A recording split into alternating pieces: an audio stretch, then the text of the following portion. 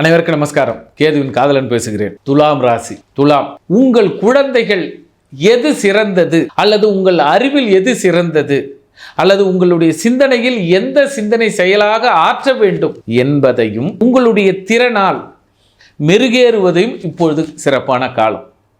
உதாரணம், சமுதாயத்தில் இந்த ஊருக்கு இப்படி பேசினா நல்லா இருக்கும், அல்லது இந்த உறவுக்கு இப்படி பேசினால் நன்றாக இருக்கும்.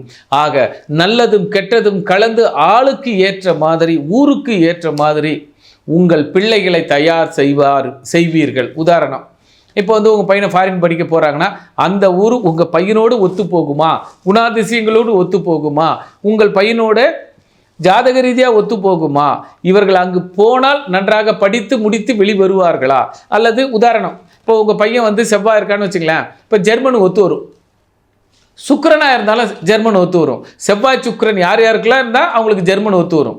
ஆனால் குருவுக்கு ஒத்து வருமா அப்படின்னு கேட்டால் ஒத்து வராது. ஏன்னா குரு சாத்வீகம், ஜெர்மன் ராட்சச குணம். அப்படி உழைப்பு. அதுபோலத்தான் இப்போ இந்த துலா ராசி என்ன பண்ணுன்னா, யார் யாரிடம் எப்படி பேச வேண்டும், எப்படி பழக வேண்டும் என்பதையும், யாரிடம் இன்ன பொறுப்பை கொடுத்தால் சிறப்பாக செய்து முடிப்பார்கள் என்பதையும் உங்களுடைய திறன் அறிந்து, உங்களுடைய திறனால் பிறருடைய திறன் அறிந்து அவரவர்களுக்கு என்னென்ன வேலையை பகிர்ந்து கொடுப்பீர்கள். அதுபோல இன்னாரிடம் சென்றால் நம் வேலை சக்சஸ் ஆகும், இன்னாரிடம் சென்றால் இந்த வேலை சக்சஸ் ஆகும். இந்த வேலை முடிவதற்கும் முடித்து கொள்வதற்கும் திறன் அறிந்து உங்களுடைய திறமை வெளிப்படும். துலா ராசிக்கு இப்பொழுது தங்கள் திறமையினால் வெளிப்படுவீர்கள்.